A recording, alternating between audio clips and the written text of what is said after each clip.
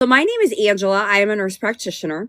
I do have a clinic in Medina, Ohio, and I am just here. I have been on these for 4.5 years.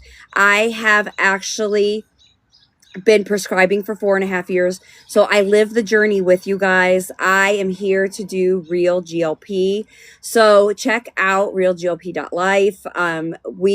What we do is we are here to educate, teach, and just give you guys information. I do prescribe in all 50 states, but you know what? I could care less if you buy from me. I really honestly do. I don't care. I really don't care. I am just here to teach, educate, and make sure that you understand the right way to take these. Because if you don't take them the right way, you really can get sick. Okay, so let's go back up here and answer liraglutide and metformin.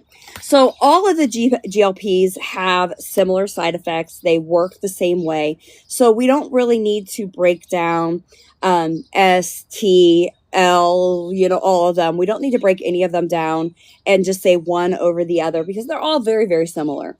They are basically just broken apart by, like one or two molecules. So what we're going to do is we're just going to break them all. GLP is a GLP, and we're going to throw them all in the same basket because they're very similar. So metformin. Metformin is a great old med that we've had around for 1,000,000 years. So I am not a fan of metformin unless I really, really have to, because metformin is very hard on the stomach. It's hard on the GI tract. So GLPs can be hard on the GI tract. So a lot of times when we throw metformin in on the stomach with the GLP, we're going to have a lot of gastric problems. So we have to, my job as the nurse practitioner, as your provider, I'm just going to say I'm your provider for a second, is to make sure that your GI system is a happy camper. And when I throw metformin in, I'm going to really have to be careful with your GI system. So what I tend to do is if I have you on a GLP, or say I have you on metformin first, I need to have you on one or the other first. Get your GI system happy before I throw in the other one. Does that make sense? Because I don't want to do one. I don't want to do both at the same time. Never. Am I ever going to throw you on both of them at the same time? Because I am going to throw your GI system in haywire. It is going to be so unhappy and you are going to be miserable. You're probably going to end up with this explosive diarrhea and just be so unhappy. So I would hope that your provider is really just not doing that to you. So it sometimes, especially when you're a diabetic, we may need to do that. If it's for weight loss, I don't like it. I don't think it's a great idea. There's so many other options, and I really don't think it's necessary to do a GLP and metformin for weight loss. There are so many other options that we can do. For instance, topiramate, contrave. I really believe, this is my belief, and I've done so well at it for the 4.5 years successfully, that we don't need to add another medication to the GLP with proper education and teaching. We have great success with the GLP alone.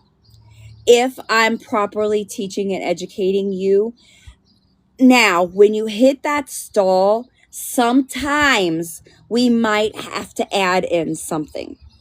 And I'm really, really good with that. That is when I am great at that and I can do that. So that's when I created a supplement called Recreaburn. And that is something that you can do. It's a metabolism booster. It's an energy support. That is something that's natural and it's really good and it's very helpful. So that's something we can do. You have lipomino C, which is something that we can add in. So there's a lot of different things. Topiramate we could add in. Maybe we switch from S to T. So there's different things that we can do when you hit that stall. But a lot of times when you hit the stall, that's when we add in calories. That's when we add in, we count the calories. Are you getting the right amount of protein? Are you active? Are you doing an exercise program? What are you doing? So there's times when we need to, start looking at different things. Metformin is not my favorite thing. So just to add that in there. Zofran is really a good add-in for that nausea. Peppermint, ginger, looking at digestive enzymes, because a lot of times that nausea comes because you're not moving the food through, or maybe you ate too much, or maybe there's something going on. There's a reason for the nausea. You ate the wrong thing. A lot of times simple carbs can be the culprit. Simple carbs are anything that is processed white by man. We should not be eating those. Those are going to cause nausea, indigestion, belching. They can cause sulfur burps. Fried fatty foods can cause sulfur burps. So those are going to be things that are going to cause a lot of problems. We don't want those, but that's when you need the Zofran. So you want to be careful and not eat those things. So those are very, very important things that we need to be very careful of. Linzess. Let's talk about linzess. That's something that I have not talked a lot about on my lives. So constipation. Constipation is one of those things that we have to prevent. IBS. So IBS is a very important thing that we need to add into the constipation. So IBS can be constipation. IBS can be diarrhea. So IBS is just a lot of bowel issues. Now, some people that have diarrhea, they can have Crohn's, they can have colitis, they can have a lot of bowel issues. So diarrhea can be one of those things that's caused by just dietary issues. So another thing that diarrhea can be is from having too much whey. Whey can cause bloating and it can cause just gas and diarrhea. So you need to look at your diet. What are you taking in? Because the bowels are a lot of times being caused by what are you eating? And you really need to look at that. First of all, everybody needs fiber. Fiber is so important. We have to get our fiber, everyone. So I really like Metamucil gummies. I'm not a fan of the capsules. You can do the drinks. I don't like the drink myself personally because of the consistency of it. So what I highly recommend is either the drinks or the gummies, okay? Now, I have had people lately doing the generic version of Metamucil, and they've been getting diarrhea from it. I don't know why. I have no logical or theory of this. I have no idea why.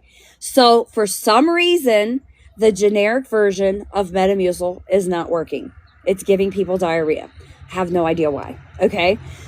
In this scenario, I recommend that you get the name brand. I don't know why. I think the name brand tastes better. My opinion. No idea why. Okay. Please share me. Follow me. Okay. So bowels, extremely important. You need to move them daily. So fiber, extremely important. Pre and probiotic, extremely important. If you have constipation, I like the Magnesium 14-in-1. Yes, you can take mag citrate by itself. Yes, you can take Mag 07. But my theory is, why take 1 or 7 when you can take 10? Because the Magnesium 14-in-1 has 10 magnesiums. It also has magnesium, or has L-theanine and zinc in it, which are really good for your immune system. Zinc is good for your thyroid.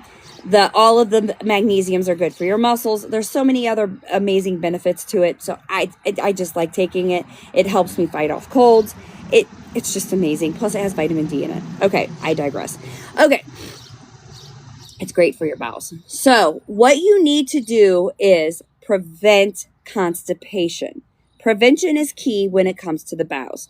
So we'll get to linzess because it all adds into this. Okay, so when you are preventing your bowels and you're going daily, if you're not going daily and you're doing all of that, take MiraLAX. I used to have to take MiraLAX every single day, and I took it with Metamucil. Then I added in the pre and probiotics and the magnesium 14 in 1. Now I take MiraLAX 2 to 3 times a week. I have IBS and I go constipation, diarrhea. So I go back and forth. I'm not one or the other, diarrhea or constipation. Plus I have spastic colon, which is a whole nother story. So what I do is all of those every single day. Now, what you need to do is, if you are still taking all of that and you notice you need that MiraLAX every single day with all of that, you need to speak to your provider and discuss linzess. Linzess is a prescription, and what that does is that can help you move your bowels every single day. It is very important that you are moving those bowels every day to every other day. I am not joking you. The GLP will slow your gut down and you will have issues. That is typically what puts people in the hospital, is not moving those bowels every single day. Okay? So important to move those bowels every single day. People will end up with impactions. People will end up with their bowels shutting down completely. If at any point you notice that you're not moving those bowels, then if you get any pain in your left lower quadrant, you need to go to urgent care or to the emergency room, because that will be a serious, serious issue. I am not joking, okay? So really take it seriously, because when your bowels are not moving, it is not good. It is going to cause abdominal bloating. It is going to cause major, major issues and can end up making you not be able to be on these. Have you heard of gastroparesis? That is the upper part and the lower part that is shutting down your gastric system. And that is bad, bad news. So we don't want that. Okay? All right.